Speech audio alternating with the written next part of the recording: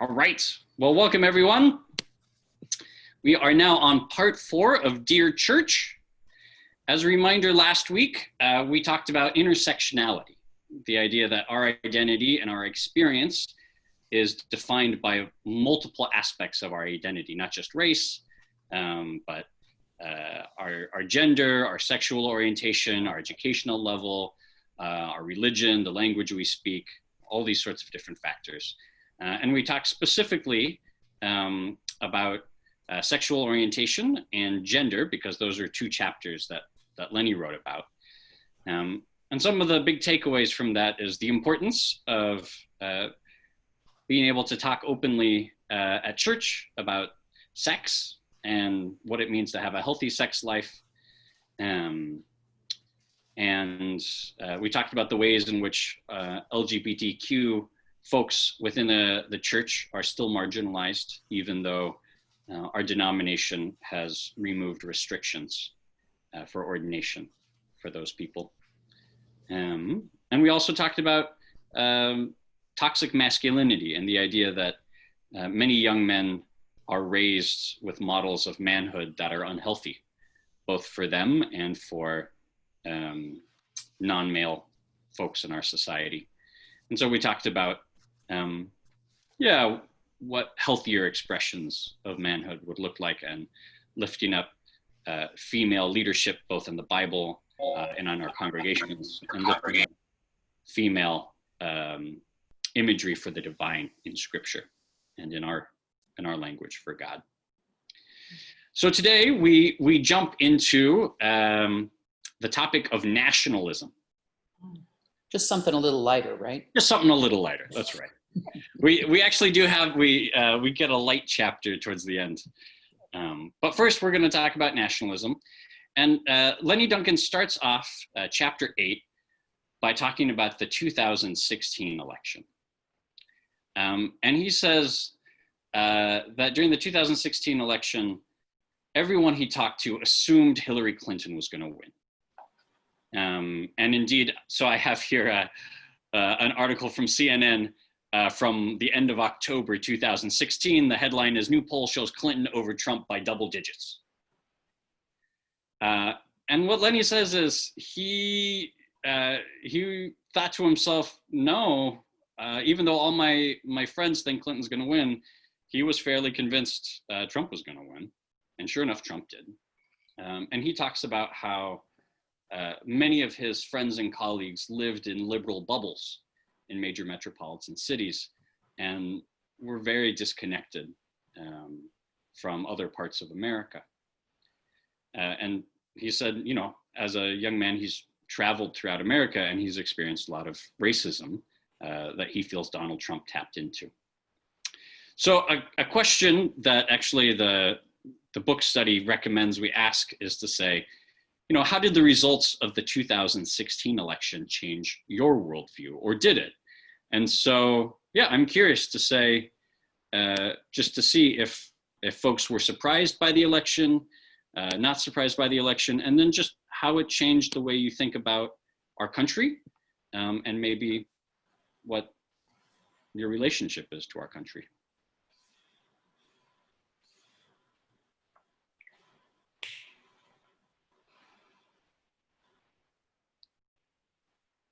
You're asking a question of us. I am. I was like probably most middle-aged white people, extremely shocked on the night of the election and very saddened for a long time afterwards. And but ever since then, I guess it's more just mad that we live in a country that is so openly racist. Yeah. And I'm curious, Greg, why were you shocked? Because at the time I could not conceive of anybody thinking that a guy who talked like he did and acted like he did, why anybody would think that would make a good president. Sure. And would you mind maybe naming some particulars of how he talked and acted that made you Oh, think well, that? sure. The obvious sexism, the obvious racism, the ableism, the homophobia, everything. I mean, it was Sure. everything he said, and still continues to say to this day. I was naive enough to think that nobody of any intelligence would vote for that. Yeah, it looks like Bonnie wants to say something. I have a walking partner, and we would talk about this when we were walking. I was like, I think he has a chance. In my family, we have a lot of evangelical Christians, and they were 100% for him. And I thought, I just don't understand that. How can he talk like that? How can they? That just seems like the antithesis of Christianity. But they were for him. And when I read things, they're still for him, the majority. And when I'm seeing the polls of Biden and things, a little part of me is like, oh, don't even read that. Don't, I don't want to feel like that again I don't know. I think there's a lot of people that feel like that were not willing to say how they really felt. Yeah. And when it came to voting, they voted that way. And I think, I don't know. I think it's, and the part that's the hardest for me is evangelical Christians. And so I never let me used ask to. Bonnie. Yeah. What? When you talked with your family, who you describe as evangelicals who supported Trump, did they say why they supported him? I think the biggest issue was abortion. And some of these people, my family's not here, so I can say what I want to say. This is being recorded. They won't watch it. Some are very well educated and some aren't. And even among the well-educated, like Stanford graduates, they voted for Trump. And it was because of abortion. And it was because of judges, of assigning judges that were going to have a long-term effect. I don't know. And I just think it's really, really, really sad. And I never used to say, I'm a Christian, because I don't know. I just felt funny about saying that. And I've found in the last 3.5 years, I say a lot, I'm a Christian, because I want people to know all Christians don't feel that way. So that's one of the responses that you came away with from the 2016 election is, I need to be more public about my Christian faith. And yeah, it really did make me more public. Yeah, that's great. I was surprised also, and after the fact, I realized that what happened during the lead up to the election was that a lot of people on Facebook that said contentious things sort of unfriended each other. So the people that I was hearing from on Facebook at that point in time were largely people who agreed with me. Right.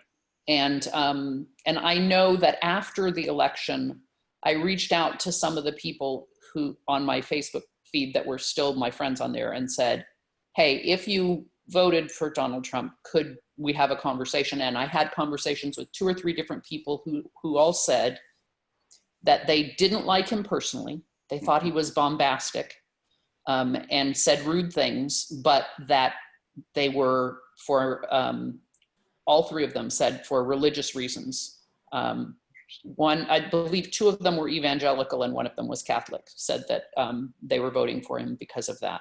And after the election, pardon me? Did they specify what they meant by religious reasons? Oh, they specified that it was for abortion, just like Bonnie's. And my father and stepmother both said that it was for that reason and that their church had told them that they had a responsibility to do that. Yeah. So those were things. And since then, I've had one friend or acquaintance who's not religious, who said that he just found the idea of Donald Trump being elected to be amusing because he was so, I believe his phrasing was, disgusted by Obama's superior attitude. Mm-hmm. Yeah. Yeah. Which I think is kind of code for something else, but I did not choose to clarify with that particular person. So, Well, like we talked about last week, the idea of dog whistles. Right? Exactly. When you want to say something without saying it. Yeah.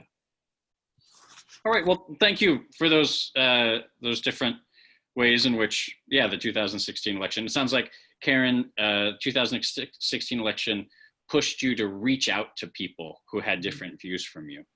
Yeah. That's great. So one of the things as I reflected on it, this was one of the big takeaways I had. And this is an article from USA Today shortly after the election, basically trying to figure out why the polls were so wrong.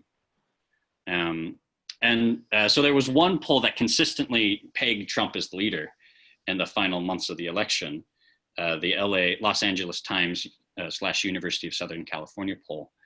And their reason when they were asked why they thought they got better results is that they said some voters were apparently sheepish about admitting to a human pollster that they were backing Trump. And Oprah Winfrey, has this podcast, Super Soul, and she had on there a black pastor, and he was preaching about this very thing. He said, look, the lead up to 2016, a lot of people were trying to use shame to get people to vote one way or another, or to change America's values through shaming people into voting one way. And what they did is succeeded in keeping people quiet and hiding their views until they could let them out in the most private place in America, which is the polling booth. And it occurs to me that, from 2016, I've come to feel like, shaming people is not a way to truly change this country. All it does is push people to hide their feelings and let them out in the polling booth. So that's one of the takeaways I came from 2016. Yeah, Greg. But Ben, do you think now that people are saying what they think out in the open? They're saying all these racist things. Do you think that's better? So I don't think, right, clearly I would not want to live in that world where people are saying things out in the open, but you do. But I do live in that world. You live in that world. Right. And I would rather, I think, as Karen suggested, have a conversation with someone, or at least if they're upfront about it, I can say, okay, hey, why are you feeling that way? Let's talk. Greg wants to jump in here. I think that it's amazing the parallels that we come in from people who feel disenfranchised from the system. And you can talk about right now a group of people saying, why would someone burn down their own neighborhood? Why would you loot your neighborhood? Why would you destroy your own community? Because they feel so disenfranchised and so disconnected from the rest of the country that they feel like there is no other option. And then you go, well, how could you vote for Trump? Because they feel so disenfranchised and they feel so disconnected. The same people of middle-aged white males whose life did not turn out the way they thought it was. They don't know who to blame. So they feel disenfranchised, just as the people that are rioting now. And instead of burning down buildings, they're going to burn down the country. They're like, fine, we will show you. How dare you think I'm stupid because I'm uneducated? How dare you think you're better than me because you went to college? Watch this. I'll pick your president. Sure. And I think that is intensified the more that people feel disenfranchised and they don't feel like they're part of the whole. And we are taking sides and we do call names. And the more that side feels disenfranchised, the more emboldened they get. And that's on both sides. And that's the bridge I'm finding that is becoming a harder gap to cross at this point.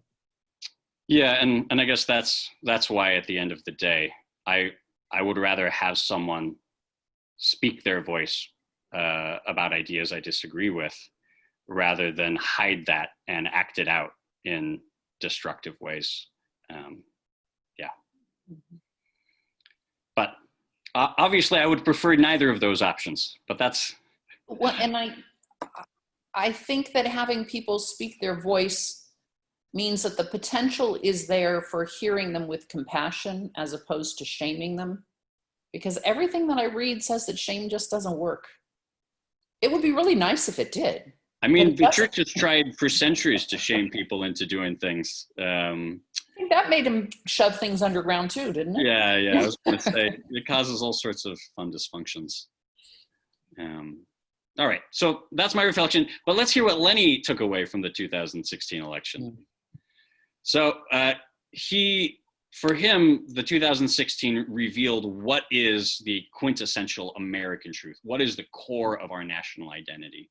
And he said a lot of his liberal friends in major metropolises thought the core American identity was equity. And equity is different from equality, right? Equality says everyone is the same and gets the same.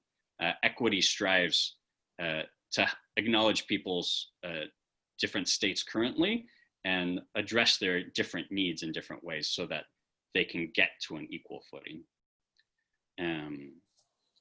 So, this idea of an equitable nation and this idea of a nation of immigrants, right? The Statue of Liberty and vision of America.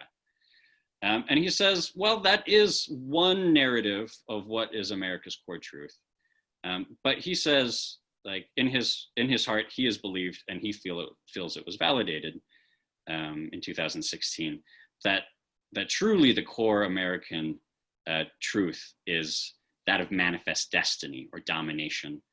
And for those of you who aren't familiar with the idea of manifest destiny, it was this idea that the United States was destined to conquer the entire North American continent and maybe even South American continent.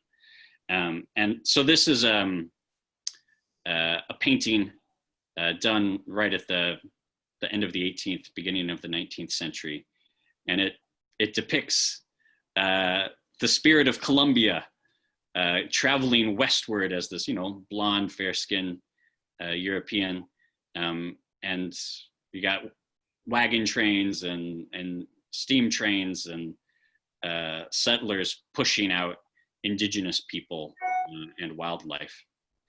And there's the sense of this land is a land that God has given to us as white European descendants, and it is our destiny to control all of it. And along with that is the idea of indigenous genocide, which is to say, if the descendants of Europeans are destined to control this entire continent, it means they have to eliminate the indigenous people who already live there. And along with that is the idea of African slavery, of slaves doing the work of transforming the land into the type of land that Europeans want to use, like plantations. And a lot of American expansion had this tension in it of, are we expanding land so that it can become land with slaves, or are we expanding land so that it can be land simply for free people? Right, even states that said we won't have slaves here had problematic policies. So Oregon never had slaves in it, but that's because the state of Oregon outlawed Black people. Like, just literally Black people couldn't live in Oregon. And so, right, to say, hey, no slaves, it's not like, yeah, the North has its own problems. But much, one of the big inciting incidents of the Civil War was really expanding westward and then not being able to maintain an equal number of slave states and free states. And so, being worried one side or the other would gain control over it. Pastor Ben, I was also going to mention that even though this idea of manifest destiny was kind of a belief system that really caught on after the Civil War, right? After Americans were debating slavery, it's really interesting that in the 20th century, as this idea kind of dies out, right? We replace it with another idea of American exceptionalism, right? So we replace manifest destiny with now a global idea that under Teddy Roosevelt and after World War I and II, that, you know, we're kind of the beacon, not just on the North American continent, but we're the beacon around the world. And everybody from Reagan to Obama makes that argument. Sure. So our rhetoric might change, but there's still this interesting idea that kind of operates. And that was certainly part of Manifest Destiny as well, this idea that we had the perfect form of government and the perfect society, and therefore it was our duty to expand it to as many places as possible. Yeah. And they even use biblical language, like I knew someone who grew up in Eastern Colorado, and people really related to Bible stories of getting the promised land and things like that. That very much so. If he did it for the Hebrews, took them to Egypt, to Israel, he's doing that for us now. Misreading the Bible, but you know, someone can start finding verses to quote when they go down that line. So there's a very famous Puritan sermon called "A City on a Hill," and yes, right, that idea Jesus says a city on a hill cannot be hid. And this idea that the United States will become a city on a hill so that all the world can see what a godly society looks like. Yeah. And here I thought Ronald Reagan invented that. No, it's an old American tradition. Yeah. So, right, the consequences of this, the sort of manifest destiny, Lenny Duncan will say its ultimate expression is nationalism. And he doesn't go into deep detail into what nationalism is. So I thought I'd talk about it. And then I wanted to compare it to patriotism. And I want to make an argument those are two different things.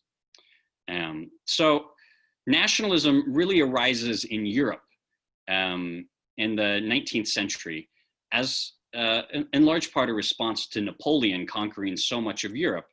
And suddenly people like Germans saying, wait a minute, we shouldn't be ruled by someone in France. Like the German-speaking people should be united as one nation.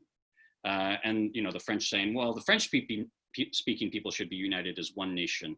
And the Italian-speaking people should be united as one nation.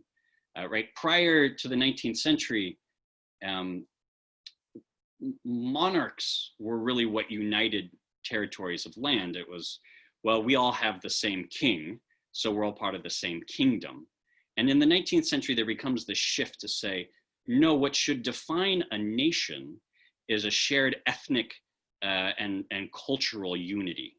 So that, you know, if everyone speaks the same language, they should all be part of one nation, and that culture should define that nation. And so nationalism is really this love of country based on an ethnic identity.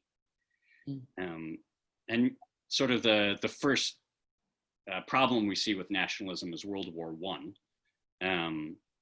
But part of nationalism is also this idea of, okay, we are united as a nation based on this ethnic identity. And so because of that, we only care about our ethnic identity.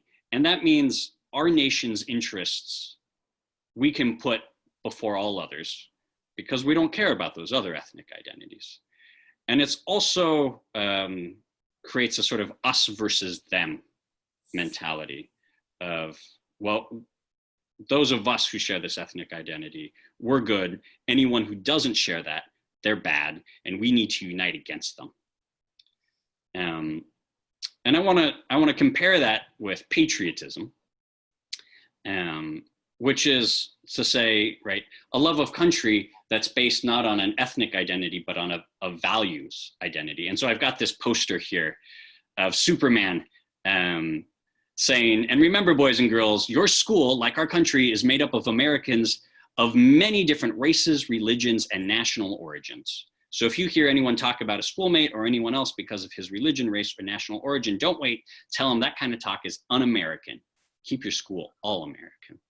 And there's this idea that as America, we are not united based on an ethnic identity.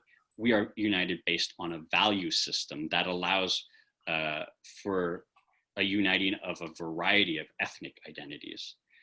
And because of that, there's also a sense that, hey, our place in the world isn't unique because of our ethnic identity. Our place in the world then is unique because of our values. And our goal then becomes to share those values in a positive way, rather than just to look for the well-being of our ethnic group. So yeah, I wanted to spend a little time and see if you buy my distinction between nationalism and patriotism. And perhaps you can see what some of the implications are already, although we'll talk about them in a little bit.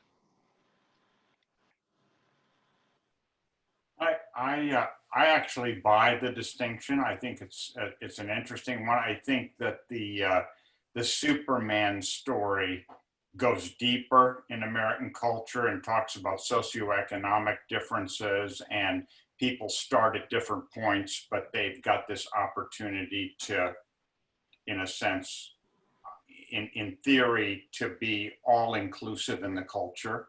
I mean, I do think you get that rhetoric. I found Lenny Duncan, though, I think he's certainly critical of nationalism. Oh, right. This whole chapter is about critical nationalism. I sometimes thought, you know, he was a little critical of the idea of just politics and government in general when they end up not fulfilling their ideals. And I get that. I mean, I think that you can have Superman all-Americanism, right? Or whatever we would call it today. But when it fails to meet its ideals, it can come under critique as well. So patriotism can be critiqued too. And I saw that in his book. And I'm not angry at him or objecting to it. I just think that, you know, he saw that even when we have our ideals, we may fail to meet up to them sometimes. Of course, yeah. And I would argue, so for full disclosure, I think of myself as a patriot, right? I am someone who deeply loves this country. I've preached a sermon about how my mother, when she became a United States citizen, immigrating here from Mexico, she received a little American flag, and how important that little American flag has been to me in my life.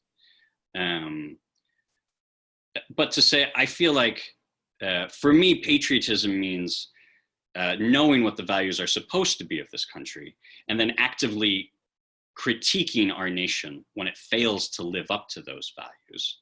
And to say, right, patriotism is to love your country enough to tell it when it has failed. Whereas nationalism is to defend your country no matter what it's done. So I would make that distinction. Nationalism sometimes takes patriotism to a new level in a way. Yeah. I can remember, in fact, I was driving to the church while I was listening to this news report that France was doing a new law outlawing conspicuous religious symbols. They were doing it because teenagers were wearing the head coverings. That was what was behind it. And the Minister of Culture was defending it. And he says, well, if you have them concerned about their religion, that will become more important than their country. My response was, well, I think that's what we're supposed to do. Sure. Yeah. But it's that idea that the country is everything. Right. Yep, that the entirety of, like, the most important part of your identity is your nation. Yeah. I am certainly not a nationalist. but I struggle to call myself a patriot Sure. now also, because on the whole, I'm more embarrassed by what the United States has become. I mean, sure, it's always been flawed, but boy, we really went down a road. Yeah.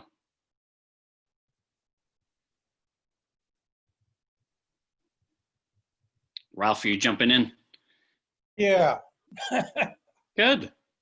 First of all, nationalism works best when it has somebody else to blame. Right.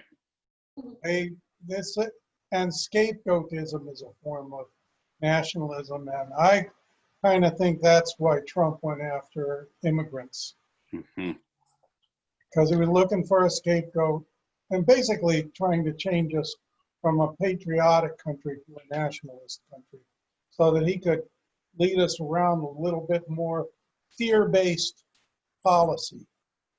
Right. And we have fear going on in this country like gangbusters, gun sales. This country is arming itself and it doesn't have an enemy.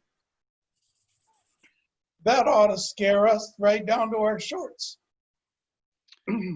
And Lenny Duncan will talk about that us versus them component of nationalism. That yes, right, for a nationalist identity to work, it has to have an enemy, as you say, because it is explicitly defining itself against the other. And now it's almost like the enemy is us. So quickly, right? The danger, one of the dangers of nationalism is that yes, even people within your own nation who don't adhere to that specific ethnic identity, that set of political beliefs, quickly get labeled as enemies of the state, or as people who aren't truly part of the nation. They aren't real Americans. Yeah. So that'll bring us to the next thing Lenny talks about, and he says, look, nationalism has been rising in this country, and he says he sees it going back to 9/11.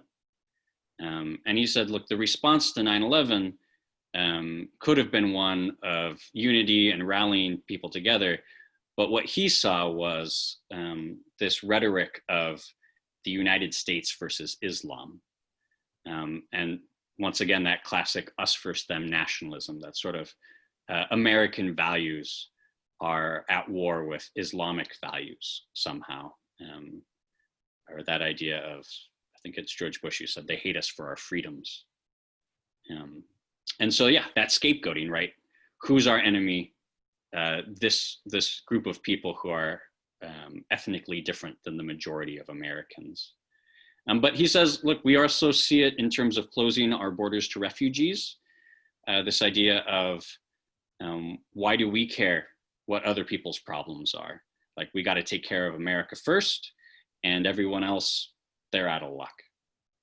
And then he goes on to say that ICE, Immigration and Customs Enforcement, he describes it as a secret police organization that exists solely to police people of color.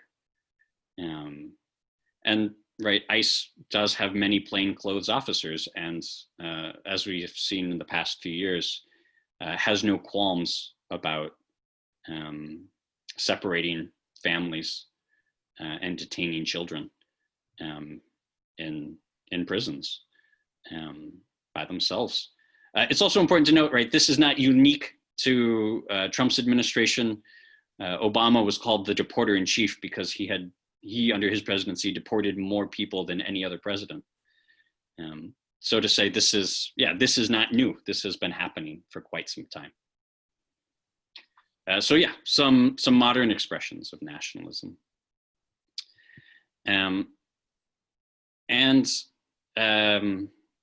Right, this idea of, okay, America belongs to one ethnic group, right? This manifest destiny, the descendants of Europeans have been given the North American continent by God, and everyone else either needs to disappear or go away or be enslaved to serve that white ethnic majority.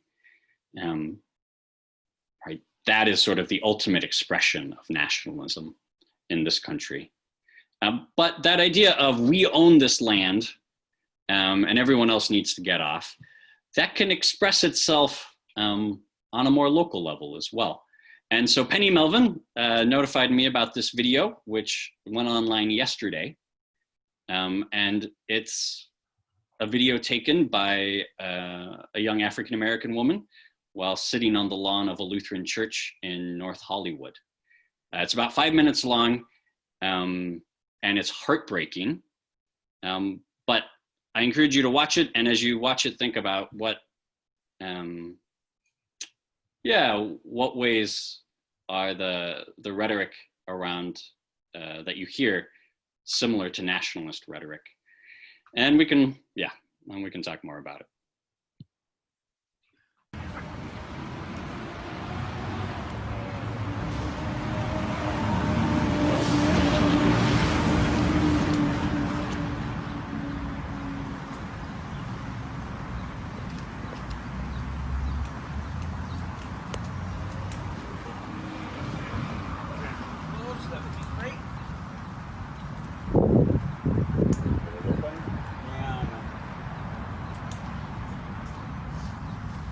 Hello. Hi. Welcome. Am I? No, but we'll I take did care of notice that. it. Yeah. It's Why okay, am I not welcome? because this is private property. This church? Yes, ma'am. This church is not welcoming me? No, it's not.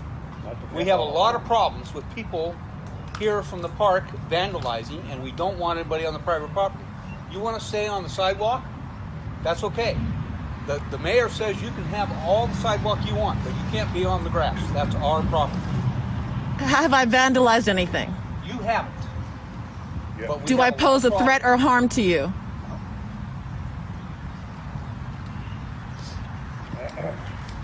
And you gave the people a bad time, so I'm going to take care of it.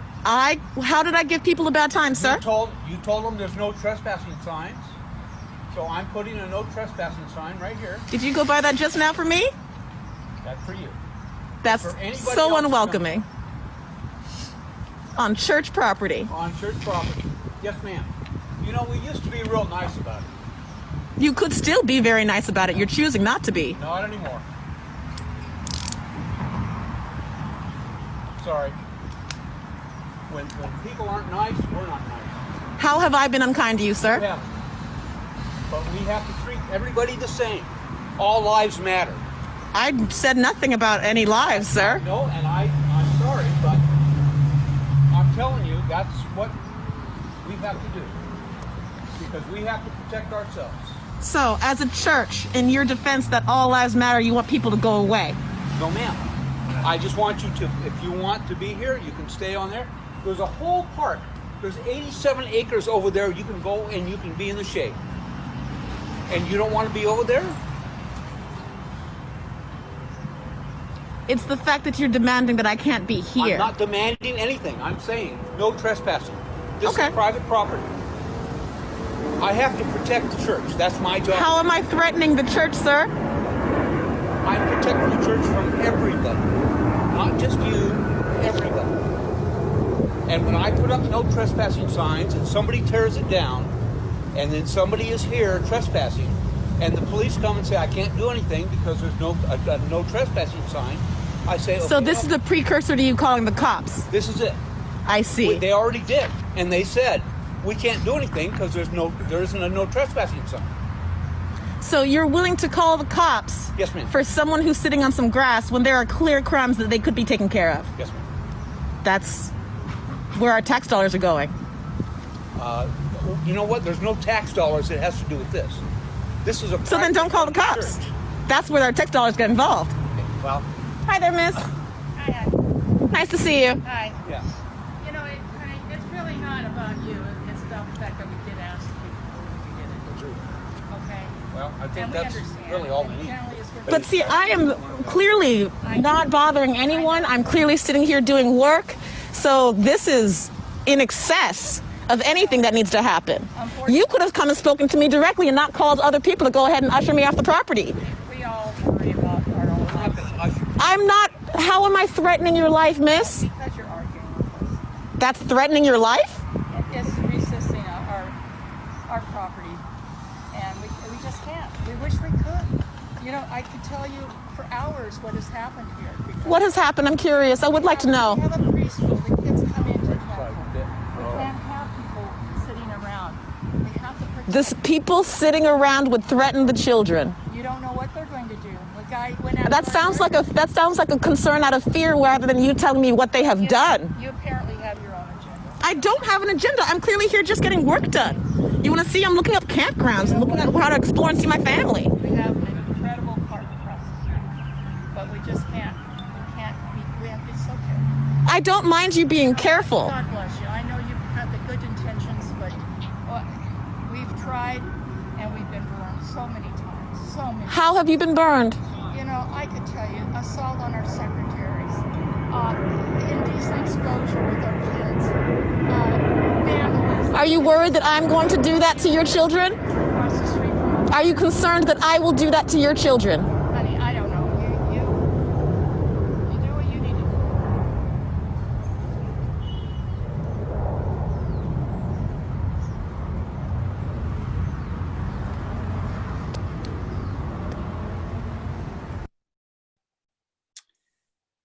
Right.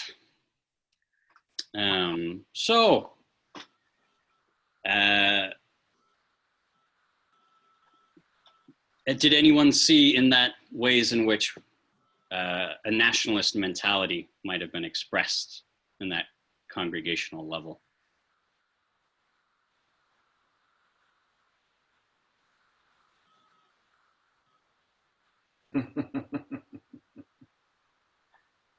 Well, there's definitely a them and us. Yeah, that came. Us, we the people of this church, and then all you other people. Yeah. And you know who you are. Yep, there was very clearly sort of a siege mentality of, yeah, everyone who's not a part of our congregation is a threat.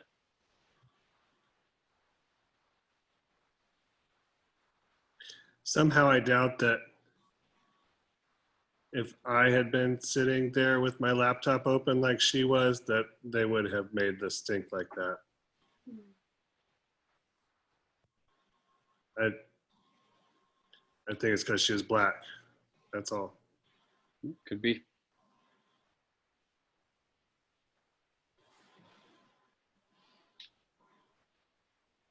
Well, if you'd looked homeless, they might have treated you the same way. Yeah, but like I said, sitting there with a laptop, that's what she was doing, looked to me like. And I will say, right, for the police to be called on a person of color is a very different thing for police to be called for someone with white skin. Yeah, in many ways, it is a death threat.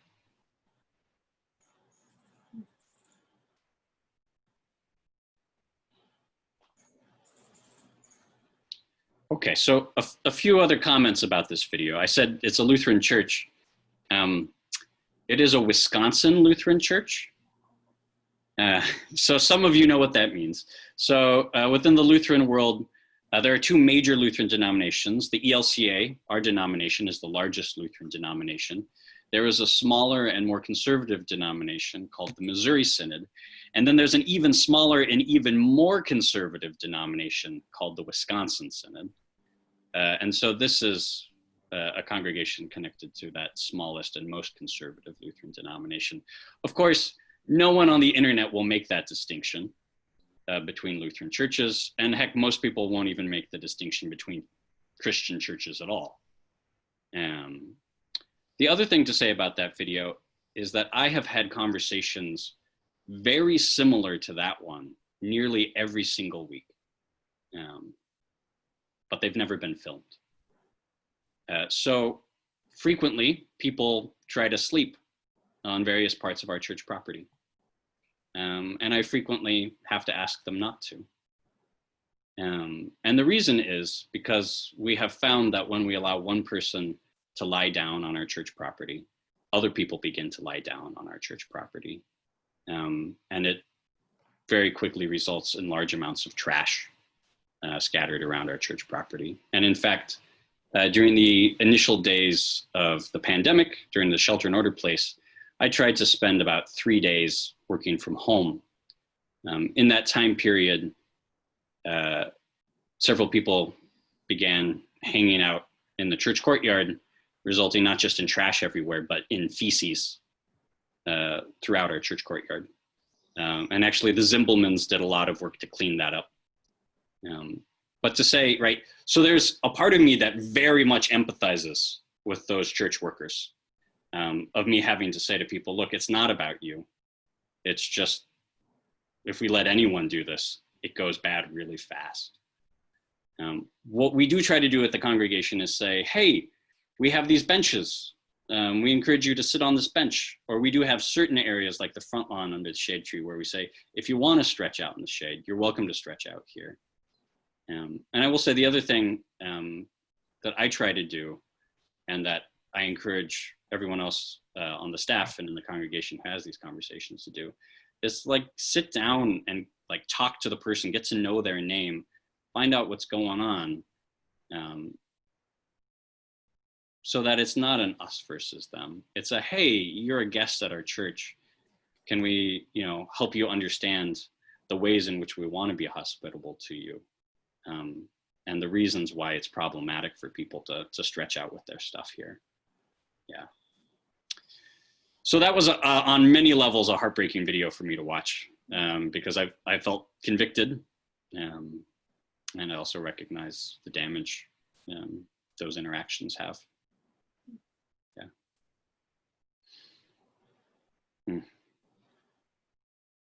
All right.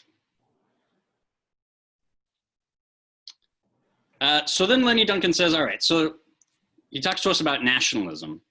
And then he says, God wants to dismantle nationalism. And he gives us a few Bible stories to help us think through that. And I want to share them with you and unpack them a little bit more. And the first one he talks about is the story of Babel. Often Babel is seen as a bad thing, where God mixes up the language of the world and how terrible that is. But Lenny Duncan, like many theologians, myself included, see Babel as actually a gift from God. And if you heard my sermon a couple weeks ago about Abraham and Isaac, I told you, ask for the full story. So I'm going to give you the full story around this one. And it starts a chapter before we hear about the tower. In Genesis 10:8, it says, Cush became the father of Nimrod. If you've ever heard someone called a Nimrod, this is what it's referencing. Cush became the father of Nimrod, and he was the first on the earth to become a mighty warrior. So Nimrod is the first person described as a warrior. It says he was a mighty hunter before the Lord. Therefore it is said, like Nimrod, a mighty hunter before the Lord. The beginning of his kingdom was Babel. So Babel is the beginning of Nimrod's kingdom. And this is the first time that we hear in the Bible this description of not just cities, but kingdoms. But his kingdom continues. Erech and Akkad, all of them into the land of Shinar. From that land, he went into Assyria and built Nineveh, Rehoboth-ir, Calah, and Resen between Nineveh and Calah. That is the great city. So Nimrod is going around, he's establishing an empire, is what he's doing. And the heart of his empire is Babel. And the Lord came down to see the city and the tower which the mortals had built. And the Lord said, look, they are one people, and they all have one language. And this is only the beginning of what they will do. Nothing that they propose to do will now be impossible for them. Come, let us go down and confuse their language there, so that they will not understand one another's speech. So many theologians would like to argue that Nimrod is bent on enslaving the whole world, of conquering all people.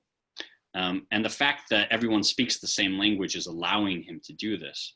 and that in fact God gives a diversity of language as a gift because it prevents people from being forcibly unified into one.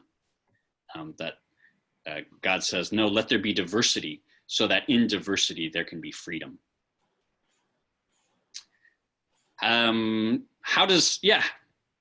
Has anyone heard that interpretation before? How's that sitting with people?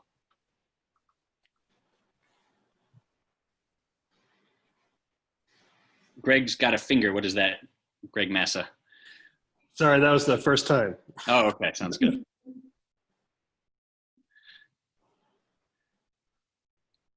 All right, well, now you've heard it. And then Lenny doesn't really talk explicitly about this, but I feel like it's important to touch on. The next spot that you really see the promise of worldwide domination rejected by God is in the crucifixion. So beginning with Caesar Augustus, there's a 200-year period in history called the Pax Romana. And Pax means peace. And basically, Rome had this 200-year propaganda campaign in which it said, look, there's no more wars in the Mediterranean. Why are there no more wars? Because we've conquered everyone.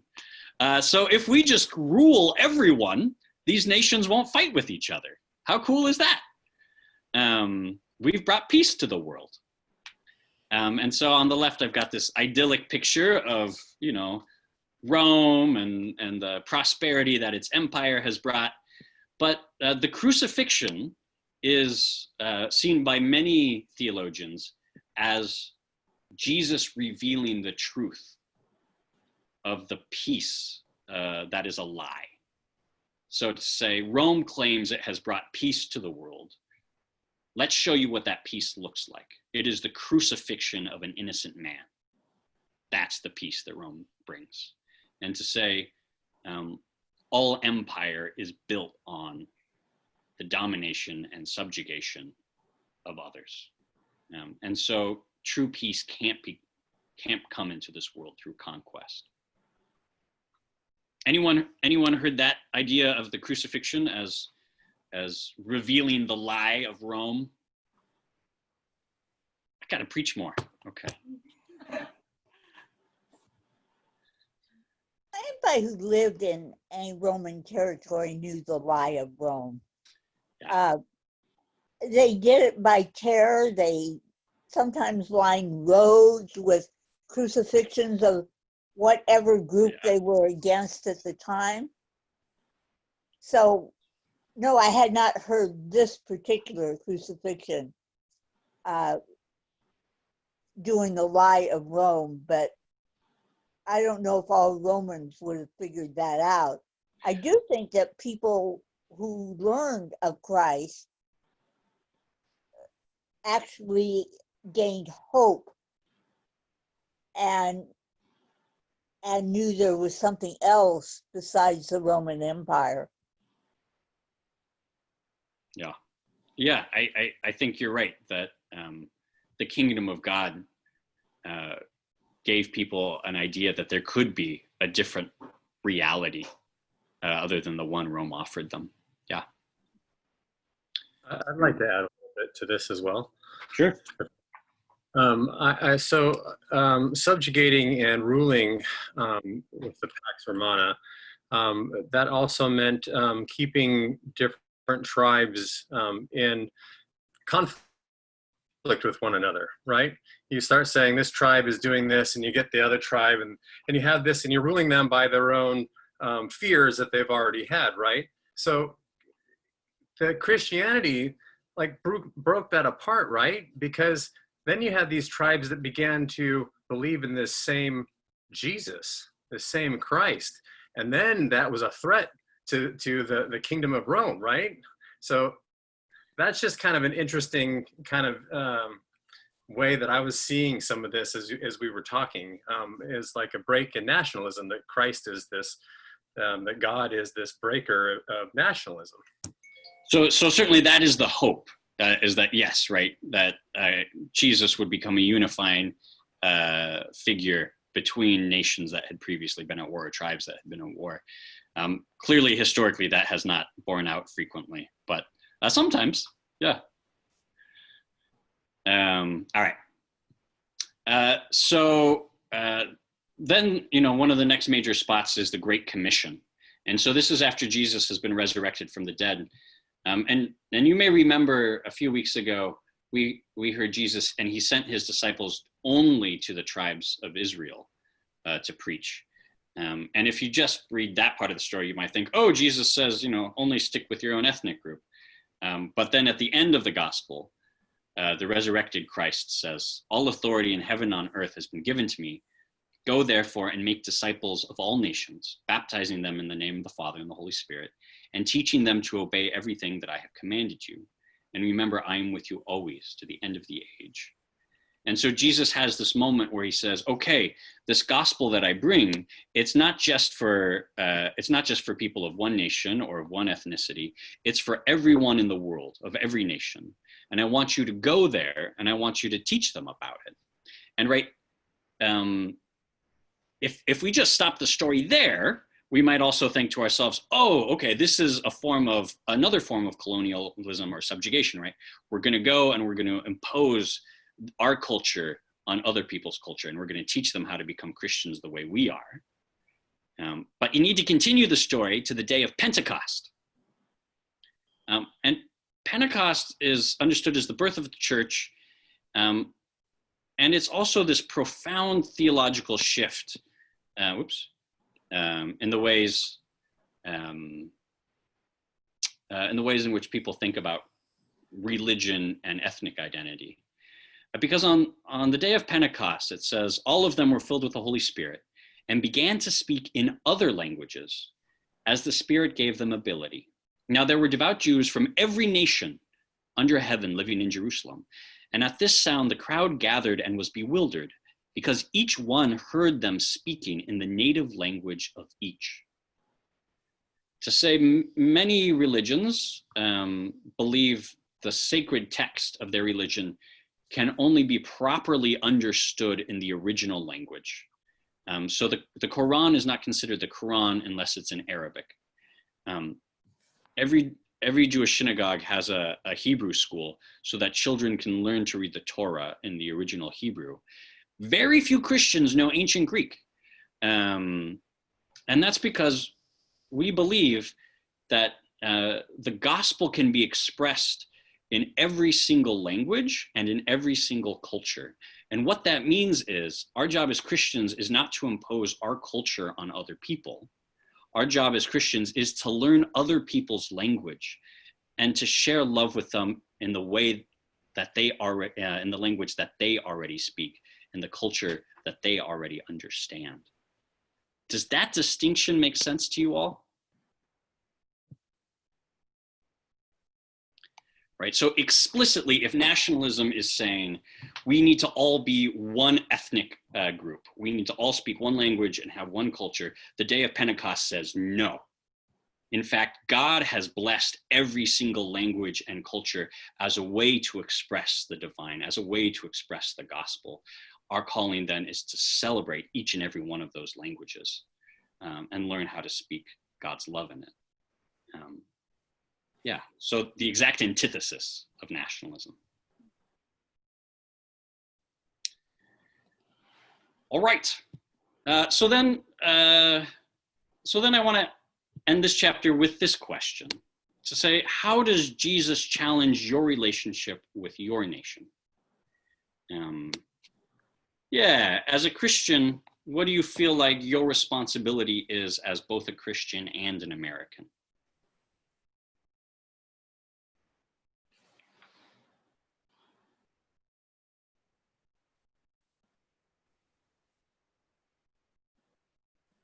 Pastor Ben, when I hear that question, I think about it differently now than I did 3 or 4 years ago.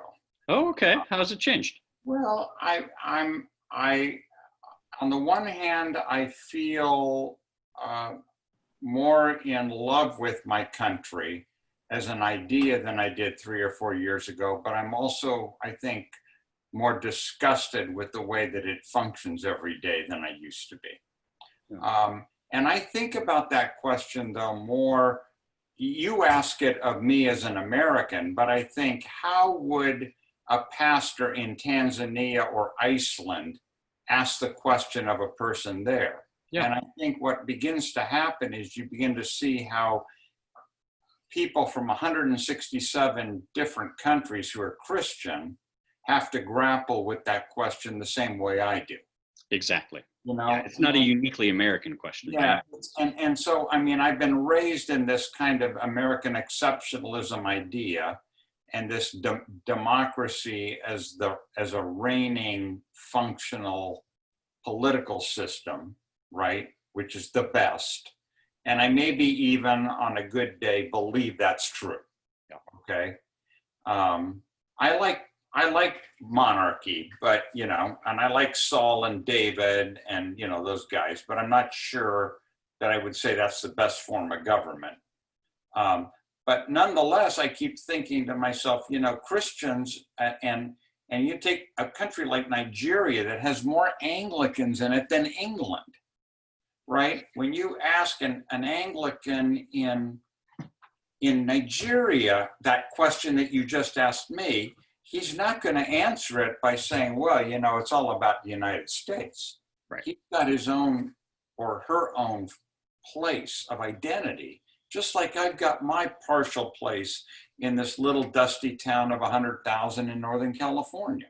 Yeah. So I'm kind of chastened by the whole thing. You know, I'm willing to admit that maybe the universe isn't revolving around Chico like maybe I believed it did for a few years. Sure. All right. Well, thank you, Joel. How about other folks? How does Jesus shape the way you think about your relationship and your responsibility as an American? I got to the end of the chapter and I highlighted like 2 pages. Nice. What take away? It starts on page 108. It is a time for us to deny fear and death and to step into our role as resistance fighters, proclaiming life and truth. And then on the very last page of the chapter, resist war and all its manifestations, resist nativism and the national delusion that we are more special than any other land or people. Resist anyone who tries to tame your Jesus and downplay his revolutionary message. Resist the idea that the ballot box or either party will save us. We are the ones we have been waiting for. Resist anything that doesn't line up with the arc of the gospel. Resist vehemently as if our lives depended upon it, because they do. So in your words, what does that mean for what you are called to do? What that means is that in my mind, that says that Jesus is not calling upon us to just be nice. Mm-hmm. Mm-hmm. Jesus is the Jesus who overturned the tables in the temple. And Jesus is the one who gets pissed off when people are being treated badly. You know, stop the crowds from stoning the woman. And, you know, that's what we're called upon to do. Yeah. To step into those public spaces, Yeah. like our own temples and banks. Yeah. And public forums where people get stoned. Yeah. And to speak. Yeah. How about for others?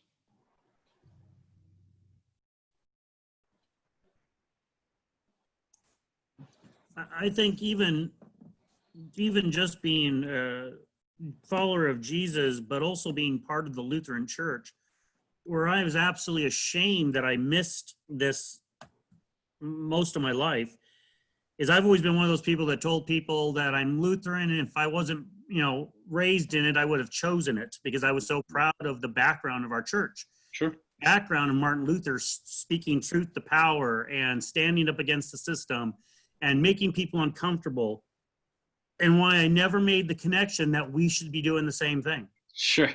We're not the denomination that speaks truth to power. We're not the ones that stand up when that's who we're named after. And I, as much as I espoused the Martin Luther theology, I was in a church that didn't live it and didn't notice I was part of the problem. Sure. Yeah, right. Protestant comes from the word protest. Yeah. I'm not a Lutheran by birth, and I had a little trouble with just a lot of the anti-Semitic part of Martin Luther. Oh yeah. I mean, he spoke truth to power, but there was still people that were below him. Yep. But I just think, I was like you, Karen. Mine is all highlighted too on those last 2 pages. I think that idea that Jesus's resistance, that we have to be active. I think we're trying to be with the asylum project that we're trying to do as a church. Part of me was thinking, well, maybe this isn't a good time to do that during COVID. I even called Coulter. No, this is the perfect time to do that. I mean, can you think of anyone more oppressed right now? I just think I love the community of church, but I think we need to be vocal and active in our communities. And sometimes it's not going to be popular. Yeah. So for you, Jesus calls you to be vocal in the public sphere. Well, but in this discussion, I haven't said a whole lot. It's hard. It's hard to be vocal. I live in Durham. Oh, by golly. And, but I think now I just look at all of the homeless that we have, all the people that are being pushed out, marginalized. I look at kind of institutional racism that I'm sure I'm a part of. I am a part of. I think it's going to be uncomfortable and hard, but I think we need to keep pushing.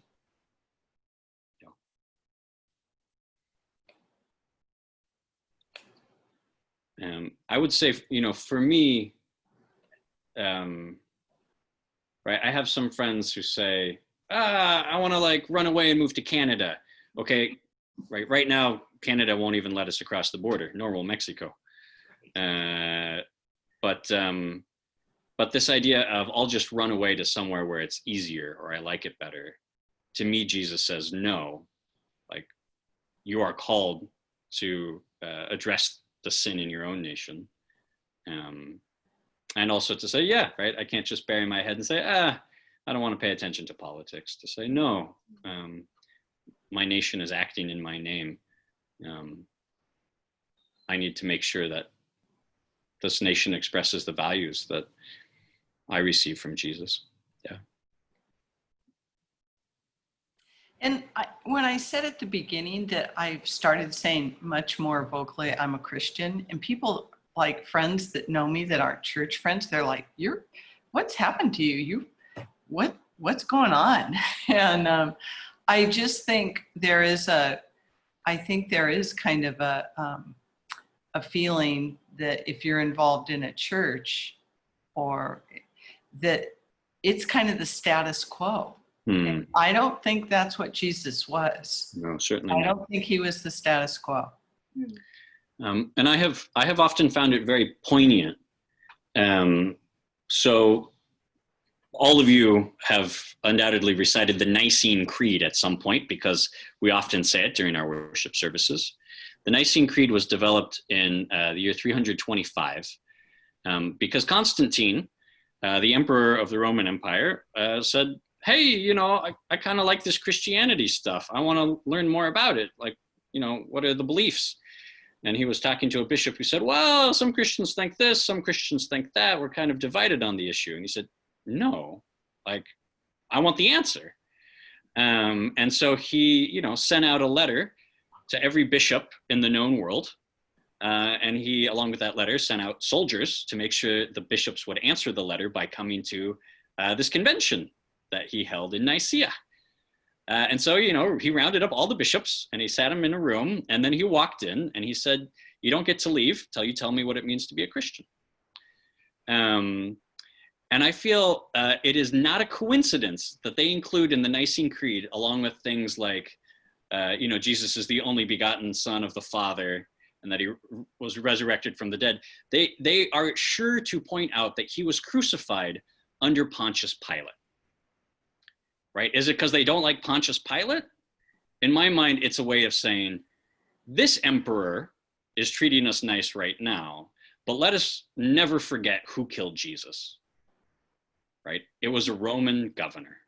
It is the empire who killed Jesus. Don't think for a moment the empire's on your side.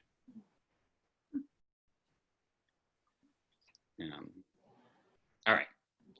Also, as we transition away from this conversation about nationalism, Lenny Duncan pulls out some great texts that talk about how God opposes nationalism. I also feel it's important, as your pastor, to mention there are many spots in the Bible that can be used to justify nationalism. The books of Ezra and Nehemiah are two books that take place after the Jewish exiles returned from Babylon to Jerusalem. And they are basically nationalist books of the Bible that are literally about how we're going to rebuild a wall around Jerusalem and kick out anyone who's not ethnically pure. What's fascinating is at the exact same time Ezra and Nehemiah, those books are being written about sort of national purity, the prophet Isaiah is prophesying about how God's house will become a house of prayer for all nations. When Jesus overturns the temple, he's quoting Isaiah, right? To say the Bible has within it the fullness of human expression.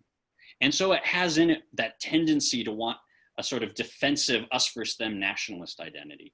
And it has in it also the promise of a God who unites all nations, not through conformity, but through love and the celebration of diversity. And those two things exist in tension throughout the Old Testament. And Jesus comes down clearly on the side of Isaiah. Isaiah is the part of the Old Testament that Jesus quotes more than any other, and that the Gospels quote more than any other part of the Old Testament. And so you will hear many Christians in these days quoting Ezra and Nehemiah. When they do, be wary. And remind them that Jesus quoted Isaiah. Okay. So then, after a few chapters calling the church and our nation to account, Lenny breaks it up with a love letter to the ELCA. Chapter 9 is basically just why he loves the ELCA so much, and I've gathered together photos here that describe some of the things he talks about, right? He describes the ways people in altar guilds wake up early to prepare the sanctuary for worship. And he talks about people gathering around coffee pots, and he talks about pastors standing up for Black Lives Matter, and chaplains who go serve in the military so that LGBTQ plus service people have chaplains who can minister to them. And he talks about being sent off to seminary on the same day that his church celebrated the renaming ceremony for a trans person. And he talks about Lutherans showing up at Pride, and this is our National Churchwide Assembly. That's our presiding bishop, the sort of head of the Lutheran Church in America, outside a detention center, an immigrant detention center, protesting for immigrants' rights. So he talks about all these things that he loves about the church. And so I just wanted to ask you, for those of you who have read this chapter, did you recognize the church he described?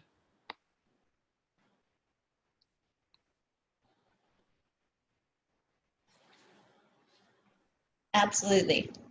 Yeah, Penny, you did. What did you recognize in it? Well, just, the camaraderie, just a lot of it, even from Tom and I saving our seats on the pew, all kinds of things. It really resonated with me. It's how I feel. And I appreciate that it's an honest version of, for him, how he calls us on our things that aren't so great, and yet he also loves us. And I think that that's a really unique perspective. So I appreciated it. Thank you. And well done noticing that tension. You may have heard me say this before, and if not, I'm going to say it, for the rest of my life here, which is to say, as Lutherans, we believe in pairing the law and the gospel together, right? The law tells us about our sin And the gospel tells us about God's unconditional love, even in the midst of our sin. And Lenny, as a good Lutheran pastor, does that exactly in his book. He tells us all about all our sin as a church, and he tells us about the incredible love that God and he have for us as a church. Yeah.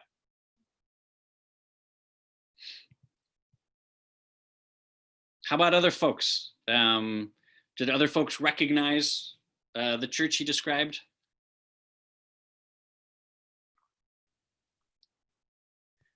Looks like maybe Greg or Raquel wants to say something. They're laughing at each other now.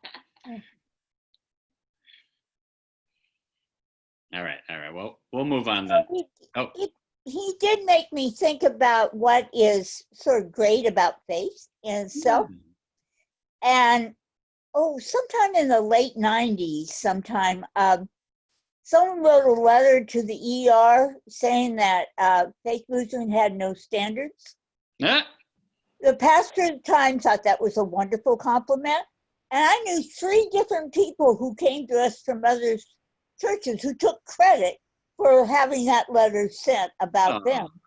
About them. And even now, I'm in a Bible study and interdenominational, but it's mostly conservative. They're not supposed to ask you what church you go to, but they sometimes do. And I always answer, I go to Faith Lutheran. And if they don't know where that is, well, you know, the one across the street from Bidwell Perk. Sure. And I often get an oh. And I think I take that as a great compliment. So how about this next question then? Do you love the church? If so, how do you express that love?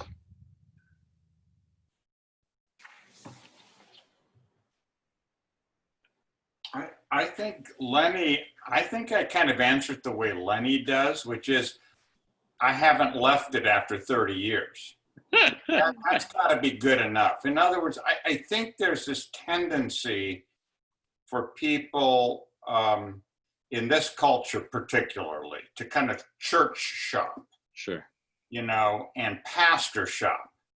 You know, so in some churches, if we've got a new great pastor, we'll hang out for a few years. But when we get somebody who's not as cool as the previous pastor, we'll look for something else. And I got this sense from Lenny that he had his own personal battles with the church. But by the end of the book, he'd kind of made his peace. Not just made his peace or compromised staying with the church, but recognizing that part of what it means to be a Christian is to be called to the community that you're kind of called to, right? And that it's not your decision at the end of the day to just leave or to join. It's a process that you've worked out with God, you know? And I think that expresses a certain kind of love. And I think that people who struggle through whether they want to belong to the loser church across from Bidwell Perk or whatever, or the great church on the hill, coming to terms with this is the church that I'm supposed to be in, I think that's its own expression of a kind of love of the church or of God's calling. That's definitely true. That commitment and sticking with it. I will say, you're all being awfully quiet. I could preach a sermon about each and every one of you, about the incredible ways you have shown love to our congregation through your service. So, you know, speak now or I might pick on you.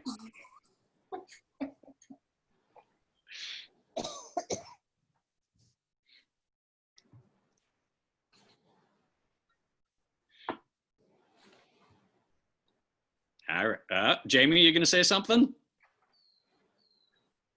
I'm quoting my far better half, who says, "Speak now or you will show up in a sermon." Mm-hmm.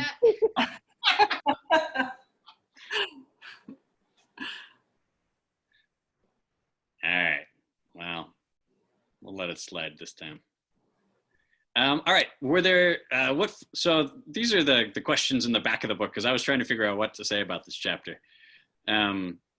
What paragraphs or phrases most captivated you or intrigued you in this chapter? I guess, yeah, were there parts where you're like, yes, that's really exciting? Or were there parts where like, I don't even know what he's talking about there?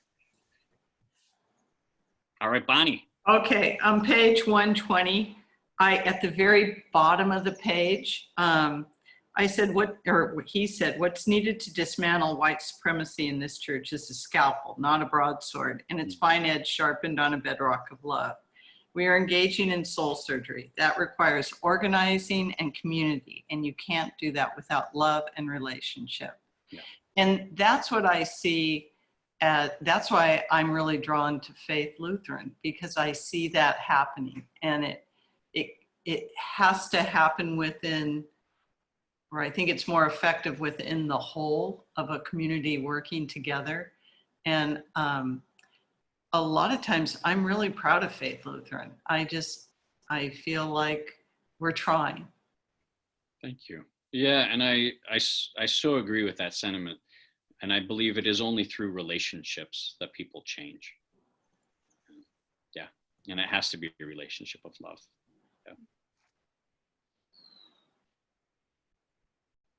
That said, you can speak truth in love. I'm done. Thank you. Yeah. How about for other folks? Did parts stand out about this that you're like, whoa, what's that about?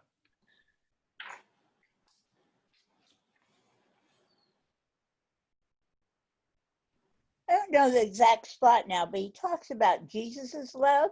Yeah. And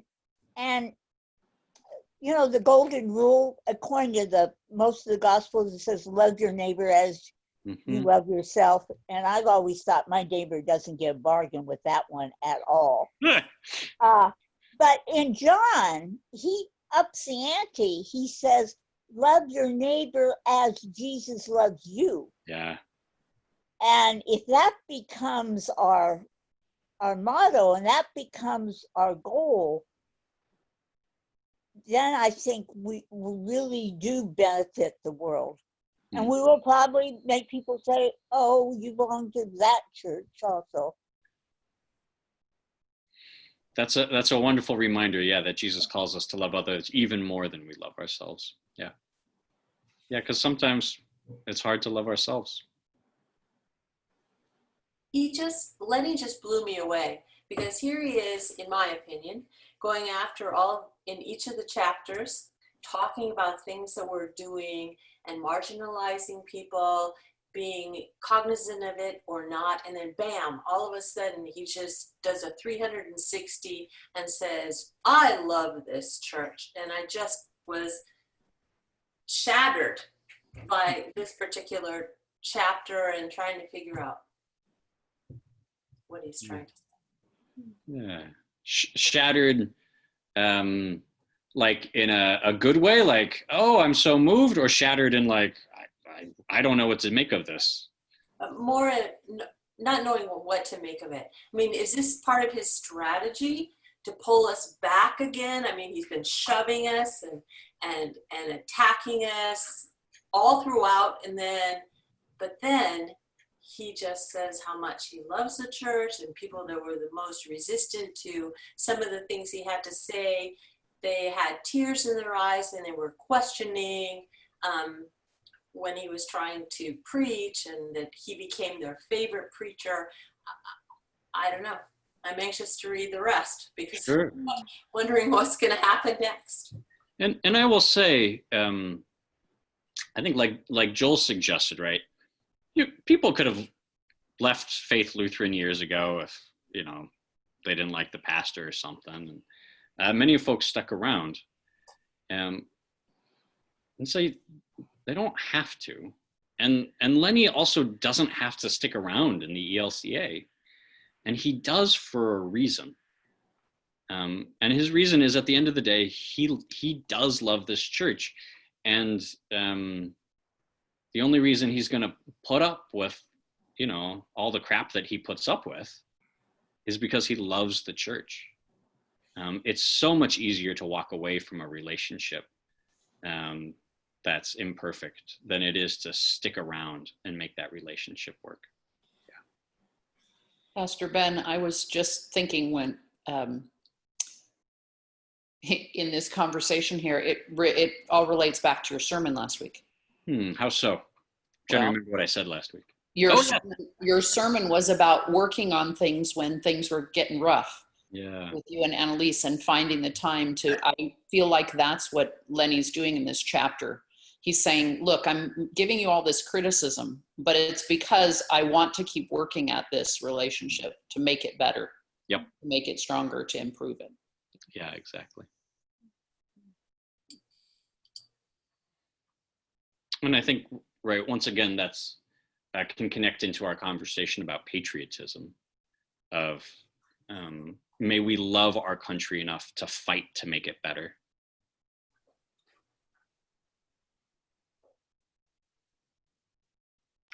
And the very best things, good relationships, good countries, they don't stay static. They always are changing, you know, hopefully moving forward, but to stay the same isn't good.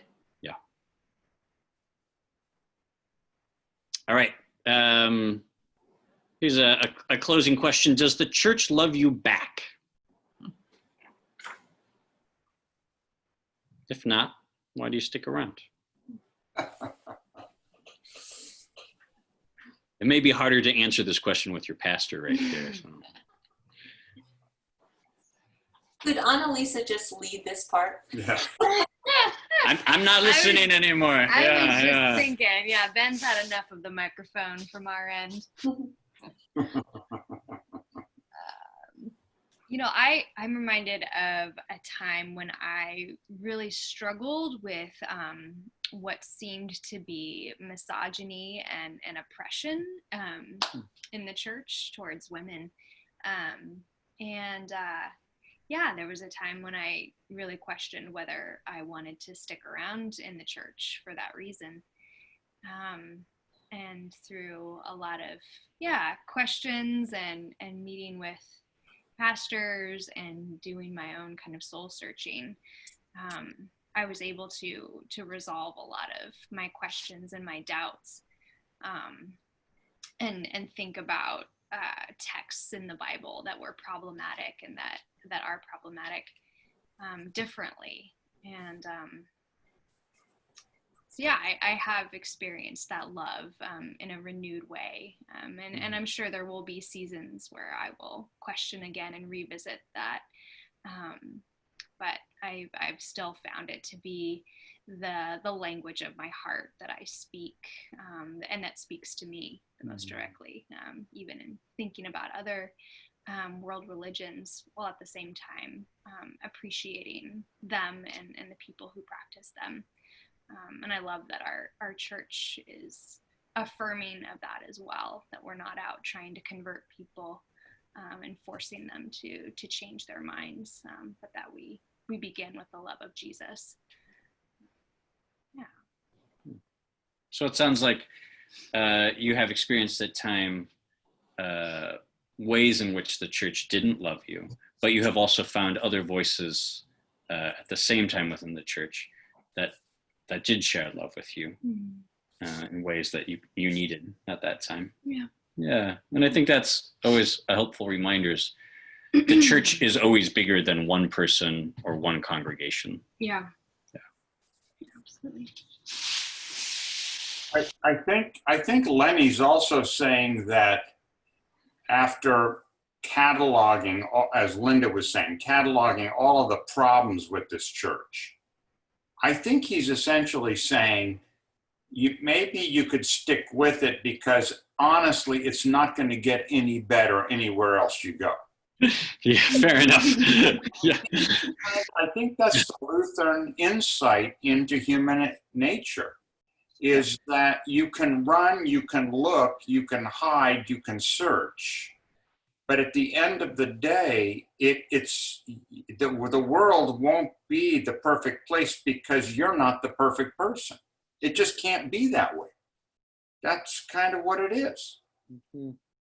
And fits are better or worse in some situations, but overall, you're always going to be out of sorts with the community you live in the same way that you're always going to be connected with the community you live in. Yeah, that's a good insight, that Lutheran conviction that we're all sinners, and at the end of the day, we always will be. That's why all good Baptists eventually will convert to Lutheranism. There's a pipeline. I'm glad it worked out for you, Joel, that's for sure. It worked out for my husband too.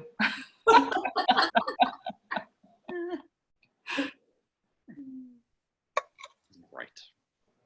Well, next week we will have our final 2 chapters, and we'll wrap up our discussion of Dear Church.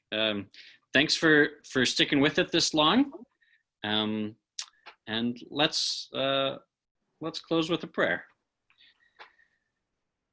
Oh, good and gracious God, we give you thanks for the ways in which you bring us together through your word, through the sacraments, through random encounters we have with strangers. And we ask, oh God, that you continue to open our eyes and our hearts, that we might see the stranger who walks alongside us is you. And so we ask that you bless us this evening, and that you bless us as we go forth into our week. Give us eyes to see you and hearts to do your will. In Jesus' name we pray. Amen. Amen. Thank you. Bye. Have a good night. Thanks, Good night. Thank Bye, you. everybody. Thank you, Pastor Ben. Thanks, everyone. Thanks Good for night. coming. Good night. Thank you, Pastor Dan, and everybody for your comments. It was good.